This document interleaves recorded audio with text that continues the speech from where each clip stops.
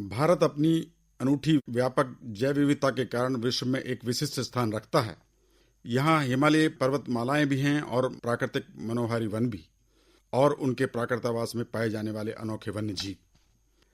हमारा हिमालयी जैव क्षेत्र जैव विविधता का अनुभव भंडार है।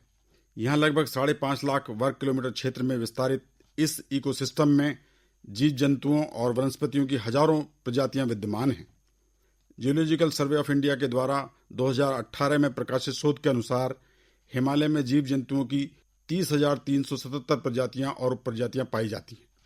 हिमालय में वनस्पतियों की कुल कितनी प्रजातियां हैं, इसका बिल्कुल सटीक आंकड़ा अभी हमारे पास उपलब्ध नहीं है।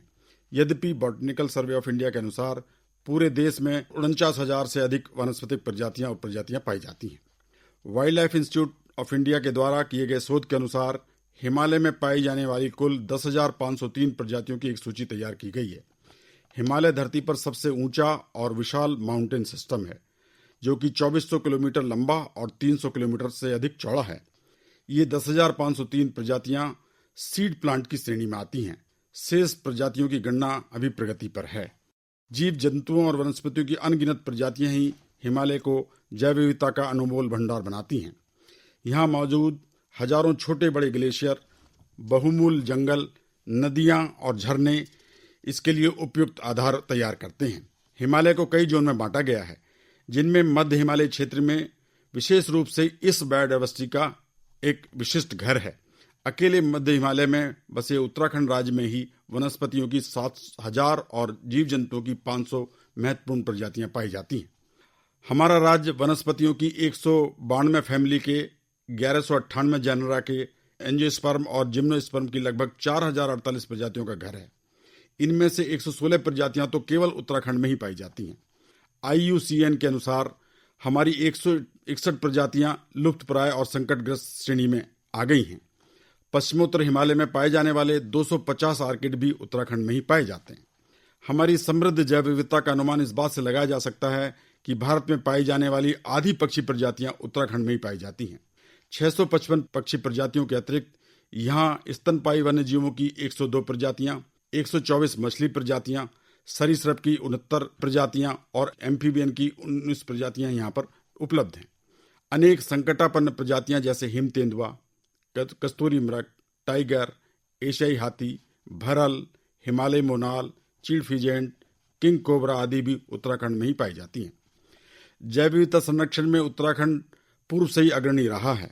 भारत का प्रथम राष्ट्रीय उद्यान कॉर्बेट नेशनल पार्क, जो 8 अगस्त 1936 को स्थापित हुआ था, उत्तराखंड में स्थित है। यह एशिया महाद्वीप का पहला नेशनल पार्क है और विश्व का तीसरा। यहाँ नंदा देवी नेशनल पार्क भी है। फूलों की घाटी को और नंदा देवी नेशनल पार्क को दोनों को यूनेस्को ने विश्व धरोहर स्थल घोषित किया है। देहरादून जनपद में स्थित आसन झील को रामसर साइट भी घोषित किया जा चुका है। हमारे लिए गर्व का विषय है कि हमारे छोटे से राज्य में 2 टाइगर रिजर्व हैं, एक कॉर्बेट टाइगर रिजर्व और दूसरा राजरी टाइगर रिजर्व। दूसरा एक एलिफेंट रिजर्व भी है, शिवालिक एलिफेंट रिजर्व। भारत के भौगोलिक क्षेत्र का मात्र 1.6% होने के बावजूद यह हमारे लिए बहुत बड़ी उपलब्धि है। अभी हाल ही में प्रोजेक्ट टाइगर के 50 वर्ष पूरे हुए हैं। इसका शुभारंभ भी 1 अप्रैल 1973 को कॉर्बेट नेशनल पार्क से ही किया गया था। उत्तराखंड की जैव विविधता को लेकर सबसे अच्छी बात यह है कि हमारे पास विशाल और समृद्ध इकोसिस्टम मौजूद है। हमारे पास समुद्र को छोड़कर सब कुछ है। हमारे राज्य में तराई, भाबर और फिर मध्य हिमालय से लेकर हिमाद्री और ट्रांस हिमालय तक 5 इको क्लाइमेटिक जोन हैं। हमने नीचे इलाकों में राजाजी नेशनल पार्क और कॉर्बेट टाइगर जैसे संरक्षित क्षेत्र विकसित किए हैं, जो कि एक उदाहरण है और जो हमारी जैव विविधता संरक्षण की कटिबद्धता को दर्शाते हैं। मध्य हिमालय में जरूरी घनी बसावट के कारण कुछ क्षति हुई है, लेकिन ऊपरी हिस्सों में प्राकृतिक संपदा अधिकांशतः सुरक्षित लगती है।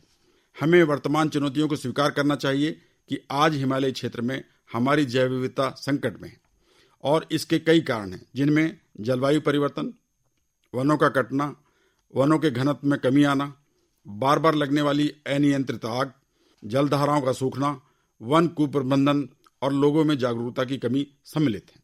इन कारणों से कई प्रजातियों के सामने अस्तित्व का संकट आ गया है। ऐसी एक वनस्पतिक प्रजाति है ऑर्किड। आओ हम ऑर्किड के बारे में थोड़ा विस्तार से चर्चा करते हैं। ऑर्किड पादप संसार की सबसे प्राचीनतम वनस्पतियों में से एक है। जो अपने खूबसूरत फूलों और पर्यावरण में अनमोल योगदान के लिए जानी जाती है। पूरी दुनिया में इसकी लगभग 25,000 से अधिक प्रजातियां पाई जाती हैं और हिमालय में यह 700 मीटर से करीब 3,000 मीटर तक की ऊंचाई में पाए जाते हैं। उत्तराखंड राज्य में आर्किड की लगभग 250 प्रजातियां पहचानी गई हैं, लेकिन ज्यादातर प्रजातियां अपना अस्तित्व खोने के कगार पर हैं, क्योंकि हमें उनकी जागरूकता और उनके संरक्षण के प्रति हमारी अभी सोच विकसित नहीं हो पाई है। जीव विज्ञानियों का कहना है कि कम से कम 5 से 6 प्रजातियां तो ऐसी हैं जो लुप्त प्राय होने वाली हैं। आर्किड या तो जमीन पर पैदा होते हैं या फिर बांज या तुन प्रजाति के वृक्षों पर उगने वाली हैं, जो कई वनस्पतियों में परागण को संभव या सुगम बनाती हैं। च्यवनप्राश जैसे पौष्टिक और लोकप्रिय आयुर्वेदिक उत्पाद में भी आर्किड की कम से कम 4 प्रजातियों का उपयोग होता है, जो उच्च हिमालयी क्षेत्रों में पाई जाती हैं। गत वर्षों में उत्तराखंड वन विभाग के शोधकर्ताओं ने कुमाऊं की गौरी घाटी में और गढ़वाल मंडल के इलाकों में आर्किड की लगभग 100 से अधिक प्रजातियों को संरक्षित किया है, जो इस संरक्षण की दिशा में एक सराहनीय कदम है। इसे जैव विविधता का सबसे संवेदनशील संकेतक माना जाता है।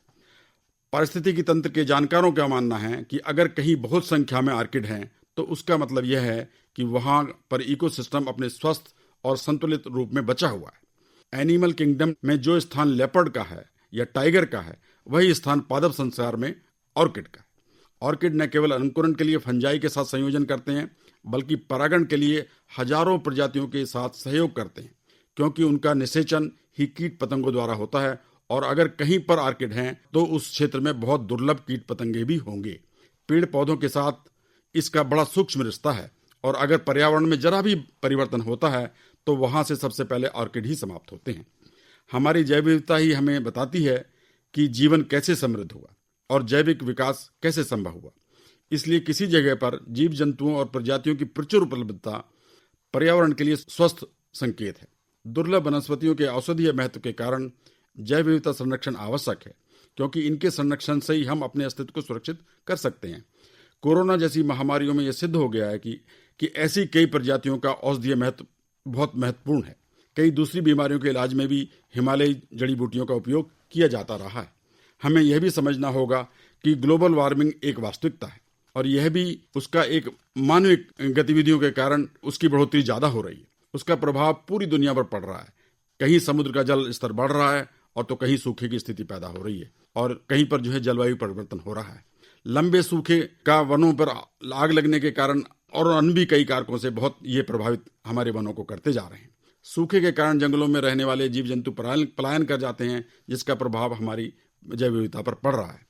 हरे भरे वन हों या बड़े घास के मैदान हमारे जीवन में महत्वपूर्ण योगदान देते हैं। इसका राष्ट्रीय महत्व भी है, और राष्ट्रीय अर्थव्यवस्था और लोगों के दैनिक जीवन में इनकी बड़ी भूमिका है। हम सबका जीवन वनों पर निर्भर है, यह हम भली भांति परिचित हैं। हमारी अर्थव्यवस्था में वनों के महत्व को देखते हुए यह जानना जरूरी है कि हमारे वनों के स्वास्थ्य की स्थिति अभी क्या है और आने वाले समय में क्या होगी, और इन परिवर्तनों से देश या समाज कैसे निपटेगा। जंगल हमें विरासत में मिले हैं, उन्हें अगली पीढ़ियों के लिए हमें बचाकर रखना होगा। यह हम सब का दायित्व है। हमारे लिए एक वृक्ष महत्वपूर्ण है, अतः प्रत्येक वृक्ष का संरक्षण किया जाना जरूरी है, ताकि केदारनाथ, रैनी और जोशीमठ जैसी घटनाओं की फिर कभी पुनरावृत्ति न हो। वनों की रक्षा और वनीकरण करके हमें नए वन लगाए जाने के लिए हमें अपनी जैव विविधता में गुणात्मक परिवर्तन करने होंगे। संसाधनों पर बढ़ते बोझ के बीच नागरिकों में जागरूकता जरूरी है, ताकि वनों के अंधाधुंध दोहन के बदले टिकाऊ इस्तेमाल किया जा सके। वनों में बहुत सी ऐसी प्रजातियां हैं जिनका महत्व अभी हमें नहीं मालूम है, या हम उनके बारे में नहीं जान पा रहे हैं, लेकिन कल हो सकता है कि वह प्रजातियां अपने गुणों के कारण बहुत महत्वपूर्ण हो जाए। इसलिए भी जैव विविधता का बचाने की हमारे लिए बहुत आवश्यकता है। इसके अलावा वनस्पतियों का व्यावसायिक महत्व दुनिया भर में बहुत महसूस हो रहा है। किसी भी पेय द्रव्य में एक जड़ी बूटी की सुगंध आ जाने से उसका मूल्य कई गुना बढ़ जाता है। हमें इस महत्व को जनहित में समझाना होगा। उत्तराखंड में जैव विविधता को लेकर सबका मानना है कि इसके लिए लोगों की भागीदारी बहुत जरूरी है। इसमें संसाधनों का सस्टेनेबल इस्तेमाल, जन भागीदारी, प्रबंधन और जागरूकता सभी कुछ चाहिए।